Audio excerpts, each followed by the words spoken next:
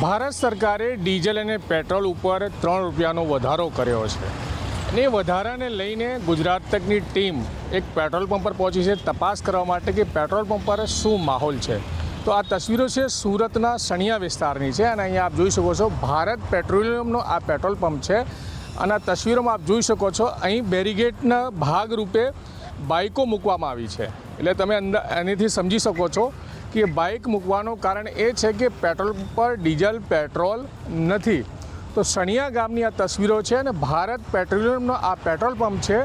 ત્યાં જે વાહન ચાલકો ડીઝલ પેટ્રોલ ભરાવવા આવે છે તેઓ અહીંથી પરત જઈ રહ્યા છે। તો સુરતની આ તસવીરો છે, સુરતના સણિયા ગામની આ તસવીરો છે। પેટ્રોલ પંપ પર આપ જોઈ શકો છો જે કર્મચારીઓ છે તે હાલ સાઈડ થઈ ચૂક્યા છે। પેટ્રોલ પર જે વાહન ચાલકો આવે છે તેમને ના પાડવામાં આવે છે કે ડીઝલ પેટ્રોલ નથી। તો સરકાર એક બાજુ એમ કહી રહી છે કે ભારતમાં હાલ ડીઝલ પેટ્રોલની કોઈ અછત નથી, ત્યારે સુરતના સણિયા વિસ્તારમાં જે પેટ્રોલ પંપ આવેલું છે ત્યાં ડીઝલ પેટ્રોલ નથી। તો આ જે મેનેજર છે એમના જે સ્ટાફ છે તે વાત કરવા માટે ના પાડે છે। તો વાહન ચાલક એક જે અહીંયા આવ્યા હતા પેટ્રોલ કે ડીઝલ ભરાવવા માટે, એની સાથે વાત કરવાની કોશિશ કરીશું, જાણવાનો પ્રયત્ન કરીશું કે તેઓ શું કહી રહ્યા છે। શું નામ છે આપનું? પિન્ટુભાઈ। પિન્ટુભાઈ, શું કહ્યું પેટ્રોલ પંપ વાળાએ? ડીઝલ પેટ્રોલ નથી। તો એનાથી કેટલી તકલીફ પડશે આપને? બહુ તકલીફ પડશે। ક્યાંથી જવાનું? ડીઝલ પેટ્રોલ છે જ નહીં તો ક્યાંથી કામ પર જવાનું? તો જે ભાવ વધી ગયા છે એને લઈને તમારે શું કહેવાનું છે? 3 રૂપિયા વધાર્યા છે સરકારે।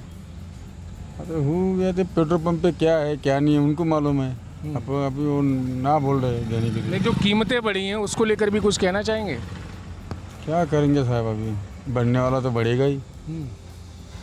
તો બિલકુલ એમના શબ્દોથી આપ સમજી શકો છો કે બિચારા મજબૂર છે, લાચાર છે કે ડીઝલ પેટ્રોલ નહીં મળશે તો કઈ રીતની તકલીફનો સામનો કરવો પડે છે। સરકાર છે કિંમત વધારી શકે છે કારણ કે મિડલ ઇસ્ટમાં યુદ્ધ ચાલી રહ્યો છે અને યુદ્ધની અસર સુરતના સણિયા ગામમાં દેખાઈ રહી છે। જે ભારત પેટ્રોલિયમનો પેટ્રોલ પંપ છે ત્યાં હાલ ડીઝલ પેટ્રોલ નથી ને એટલા માટે જ પેટ્રોલ પંપ બંધ કરવામાં આવ્યો છે। જાણવા મુજબ કે 2 દિવસ પહેલાં કંપની દ્વારા એમને ડીઝલ પેટ્રોલ આપવામાં આવ્યું હતું જે 24 કલાક સુધી ચાલ્યો છે। 24 કલાક પછી ચાલ્યા બાદ ડીઝલ પેટ્રોલ ખતમ થઈ ગયો છે। તો હવે કંપની દ્વારા જ્યારે અહીંયા ડીઝલ અને પેટ્રોલ આપવામાં આવશે ત્યારે જ અહીં પેટ્રોલ પંપ પર લોકો વાહન ચાલકો પોતાના વાહનોમાં ડીઝલ પેટ્રોલ ભરાવી શકશે। તો હાલ આપ જોઈ શકો છો જે વાહન ચાલકો અહીંયા આવી રહ્યા છે તેઓ પરત ફરી રહ્યા છે કારણ કે પેટ્રોલ પંપના જે કર્મચારીઓ છે તેઓ જણાવી રહ્યા છે કે એમને ત્યાં પેટ્રોલ કે ડીઝલ નથી। તો આપ સમજી શકો છો સરકાર ભલે એમ કહેતી હોય કે ડીઝલ પેટ્રોલની હાલ દેશમાં અછત નથી, કિંમતો પણ વધારવામાં આવી છે, તો આ પેટ્રોલ પંપ પર જે અસર દેખાઈ રહી છે તે કે ડીઝલ પેટ્રોલ પંપ નથી। આની પાછળનું કારણ શું છે આપણે મેનેજર પાસે જાણવાનો પ્રયત્ન કર્યો હતો, તો એમને ઓન કેમેરા બોલવાનું ઇનકાર કરી દીધું હતું। તો સુરતના સણિયા વિસ્તારમાં જે ભારત પેટ્રોલિયમનું પેટ્રોલ પંપ આવેલું છે ત્યાં પેટ્રોલ પંપ પર ડીઝલ પેટ્રોલ લોકોને નથી મળ્યું ને એટલા માટે વાહન ચાલકો છે તેઓ અહીંથી પરત ફરી રહ્યા છે। સંજય સિંહ રાઠોડ, ગુજરાત તક, સુરત।